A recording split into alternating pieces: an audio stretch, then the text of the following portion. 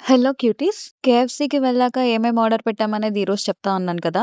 అయితే అన్నిటికన్నా ముందు మ్యాటర్ ఏంటంటే, ఇది వచ్చే దారిలో నేను మా అమ్మకి ఫోన్ చేసి, ఇలా వెళ్తున్నాము ఫ్రెండ్స్‌తో కలిసి అని చెప్పాను. అన్నీ వీడియో తీసుకో వ్లాగ్‌లో పెట్టడానికి పనికొస్తుంది అని చెప్తుంది.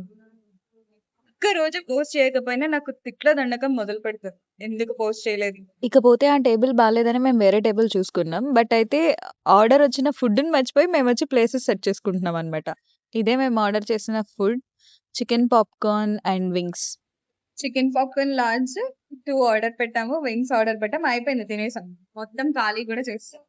ఇప్పుడు తింటూ మాలో ఒక అమ్మాయి ఏదో ఆఫర్ చూసింది అంట. ఆ ఆఫర్ ఎళ్లి కొనుక్కొనొచ్చి మళ్ళీ ఆర్డర్ పెట్టింది అవన్నీ.